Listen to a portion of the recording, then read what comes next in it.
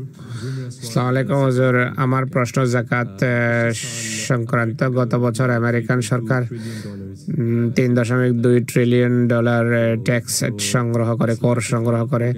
ইসলামের বিরোধীরা আপত্তি করে যে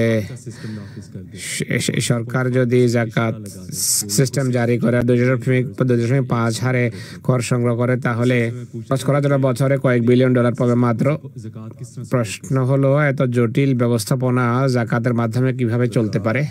হুজুর বলছেন যে যাকাত সবার জন্য ফরজ নয়, আবশ্যক নয়। ট্যাক্স ভিন্ন জিনিস। রাসূলুল্লাহর যুগে যখন যাকাত সংগ্রহ করা হতো, তখনও ব্যয় নির্বাহ করা সম্ভব হতো না যাকাতের মাধ্যমে। যাকাত তখনও ব্যয় নির্বাহ করতে সক্ষম হয়নি। যখন হযরত আবু বকরের যুগ এসেছে, তিনি বলছেন, আমি যুদ্ধ করব, সবার কাছ থেকে সংগ্রহ করব যাকাত। যাকাতের জন্য রাসূলুল্লাহর যুগে বিভিন্ন তাহরিক করা হতো চাঁদা সংগ্রহের।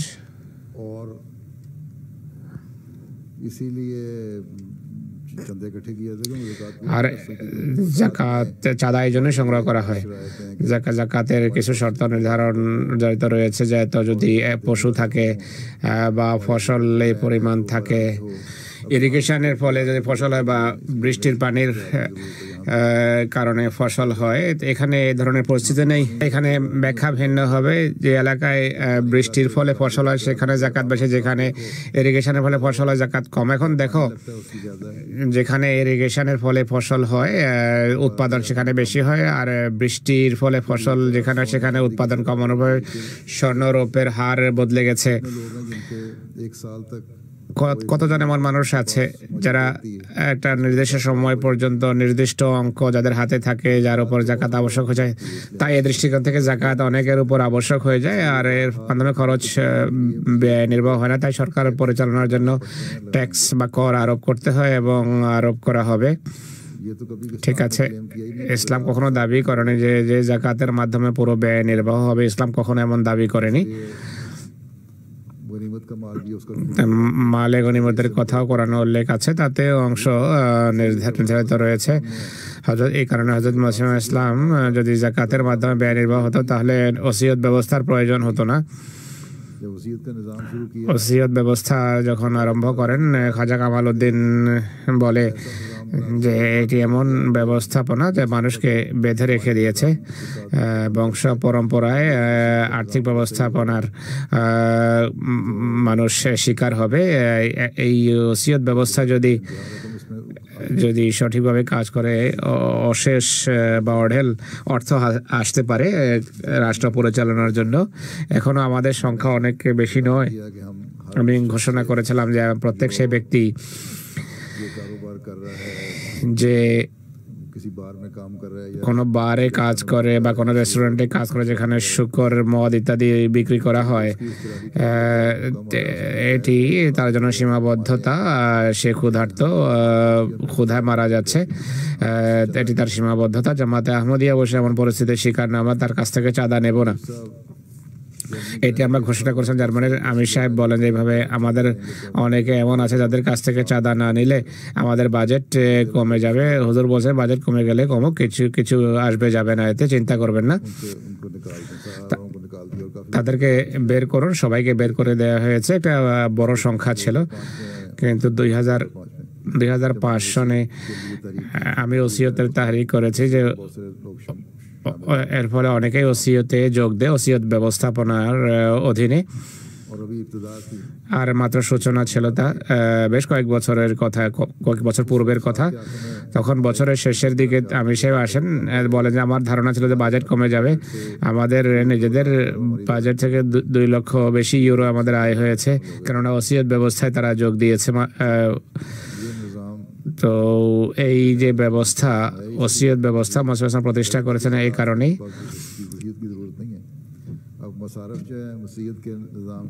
ওসিয়ত ব্যবস্থাপনার ফলশ্রুতিতে যেই টাকা পয়সা আসে, যেই ক্ষেত্রে ব্যয় হয়, হুজুর একজন ওসিয়তের পয়সা কোন জায়গায় খরচ হবে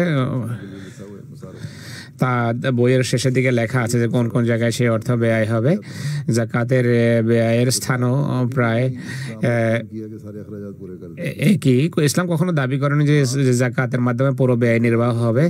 যাদের জন্য জাকাত আবশ্যক, এটি এই জন্য যে সম্পদ যেন এক হাতে জমা না হয়, সম্পদশালী যেন অধিক সম্পদশালী হয়ে না ওঠে।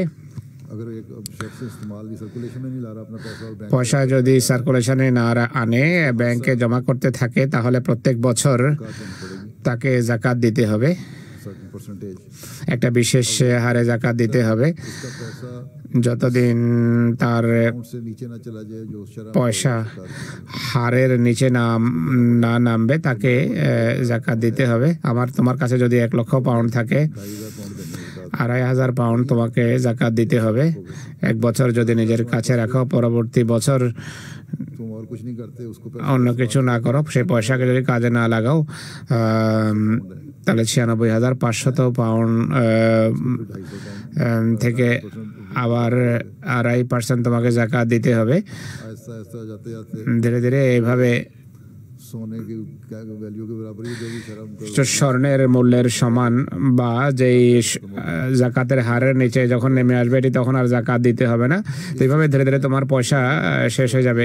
এই ব্যবস্থাপনা এরা একটা কর নির্ধারণ করে। इनकम रिटर्न में तुम्हारी वो सेविंग तो नहीं जाहिर कर रहे तुम, এতে তুমি তোমার সেভিংস বা সঞ্চয় প্রকাশ করছো না, কতটা সঞ্চয় হচ্ছে। তো ধনী ক্রমশ সম্পদশালী হয়ে উঠছে, আর ধনী এবং দরিদ্রের মাঝে যে গ্যাপ সেটি বেড়ে যাচ্ছে। ইসলামের অর্থনৈতিক ব্যবস্থাপনা কিন্তু ধনী দরিদ্রের মাঝে যে গ্যাপ সেটিকে হ্রাস করে, কমায়। ধনী গরিবদের মান উন্নত করার শিক্ষা দেয়, আর সম্পদশালীর মানকে সাধারণ মানুষের পর্যায়ে আনার চেষ্টা করা হয়। এটি সোশ্যালিজম নয়, বরং ধনী দরিদ্রের পার্থক্য ঘুচানো হলো উদ্দেশ্য ইসলামী শিক্ষার। এখানে কি করে এরা কর বা আয়ের উপর কর নির্ধারণ করে, যা সেই বছরের আয়, আর এভাবে তাদের সঞ্চয় ক্রমশ বাড়তে থাকে। ট্রাম্পের যে নির্বাচন হয়েছে, 9 কত মিলিয়ন সে কর ফাঁকি দিয়েছে। 2008 সনে যখন অর্থনৈতিক সংকট দেখা দেয়, এখানকার সবচেয়ে বড় ব্যাংক, ইউরোপের সবচেয়ে বড় ব্যাংক যে ম্যানেজার, সে বেশ কয়েক মিলিয়ন ডলার ফাঁকি দিয়েছে। এক্সিকিউটিভ বা যে নির্বাহী ছিল, এরপর সে পালিয়ে যায় পয়সা নিয়ে। পয়সা কি সে ফেরত দিয়েছে? সে পয়সা ফেরত দেয়।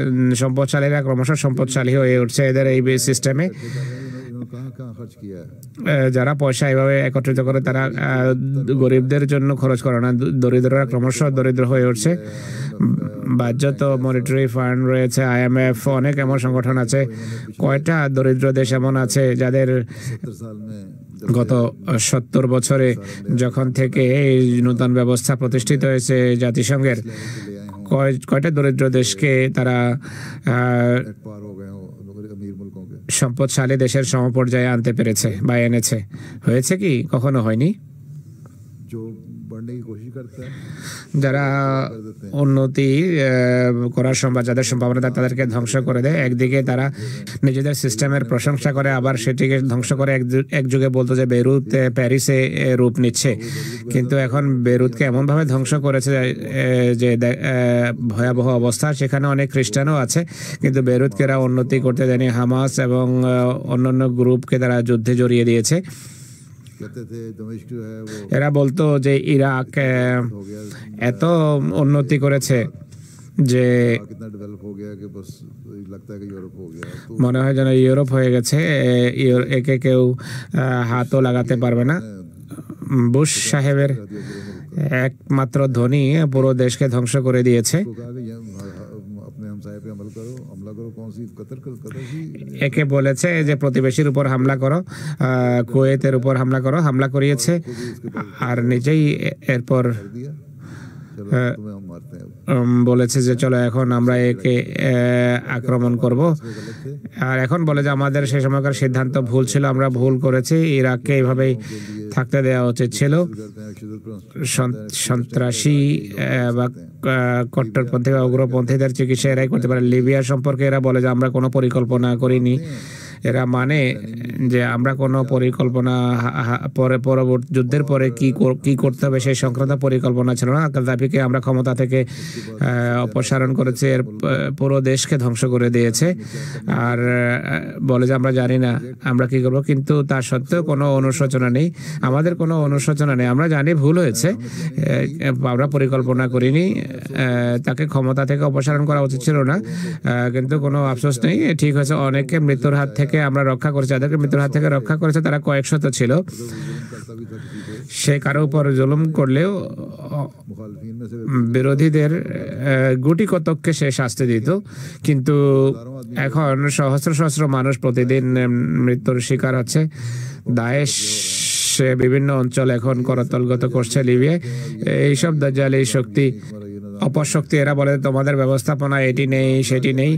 এরা নিজেদের এই সিস্টেম এনে কি করেছে, নিজেদের কোষাগারকেই এরা শক্তিশালী করেছে, নিজেদের দেশকে এরা উন্নত করেছে। ইসলাম বলছে আয় উপার্জন করো, অন্যদের সাহায্য করো, তাদেরকে নিজেদের পায়ে দাঁড়াতে সাহায্য করো।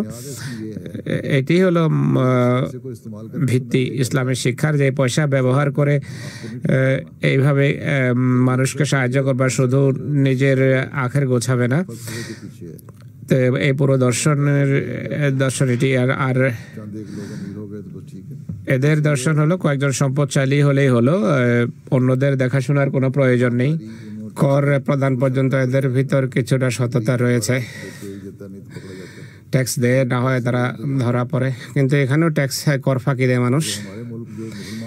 আমাদের দেশ অর্থাৎ মুসলমান দেশ সঠিকভাবে কর দেয়া আরম্ভ করে সেখানকার সম্পদশালীরা, তাহলে তারাও উন্নতি করতে পারে। আর যাদের জন্য যাকাত আবশ্যক তারা যদি যাকাত দেয়, অনেক যাকাত প্রদানের কারণে হয়তো করের হারও কমে যেতে পারে। এরা তো যাকাতে বিশ্বাসী নয়। আমি পূর্বেই বলেছি, আমি যখন ঘানা ছিলাম, গায়ের আহমদি এক কৃষক ছিল, সে বলে যাকাত আবশ্যক আমার জন্য। রাইস ফিল্ডের জাকাত সে শস্য দানা হিসেবে বস্তা ভরে জাকাত নিয়ে আসতো। তো জামাতে আহমদিয়া দিতে চাই সেই জাকাত। আমি বলে তোমাদের নিজস্ব ব্যবস্থাপনা আছে। সে বলতে আমাদের মৌলবীদের আমি বিশ্বাস করি না যে খেয়ে ফেলবে, কিন্তু জামাতে আহমদিয়া অন্তত পক্ষে গরিবদের সাহায্য করবে। তো জাকাতের উদ্দেশ্য পূর্ণ করতে হবে, এছাড়া অতিরিক্ত খরচও তার মাধ্যমে এর মাধ্যমে নির্বাহ হতে পারে জাকাতের মাধ্যমে। একটি বিশেষ এলাকার মানুষ মহানবী সাল্লাল্লাহু আলাইহি ওয়াসাল্লামের কাছে আসে, দরিদ্র ছিল, কাপড় ছিল ছেঁড়া, স্বার্থ পিপাসার্থে তিনি সবাইকে বলেন যে যার যা আছে নিয়ে আসে। কেউ খেজুরের বাক্স নিয়ে আসে, কেউ কিছু শস্য দানা, কেউ আটা নিয়ে আসে, কেউ ভুট্টা, কেউ তার জন্য যা সম্ভব ছিল নিয়ে এসেছে। কাপড় এসেছে, তিনি সবাইকে দিয়েছেন, সবাই খেয়েছে, সবাই সন্তুষ্ট আনন্দিত ছিল। কাপড় দিয়েছেন, তাদের চেহারায় হাস্যোৎফুল্লতা ছিল। মহানবী সাল্লাল্লাহু আলাইহি ওয়াসাল্লাম আনন্দিত, তিনি এটি বলেননি যে জাকাত নিচ্ছি তাই অতিরিক্ত দেওয়ার প্রয়োজন নেই, তাই ক্ষুধার্ত মরছ তো মারা যাও, এটি তিনি বলেননি। আসল বিষয়টি আমাদেরকে খরচ ব্যয় নির্বাহ করতে হবে। জাকাতে যদি তা পূর্ণ না হয়, কর আরোপ করতে হবে, কর ধনীদের উপরে আরোপিত হবে। ইসলাম কোথাও কর নিতে বারণ করেনি।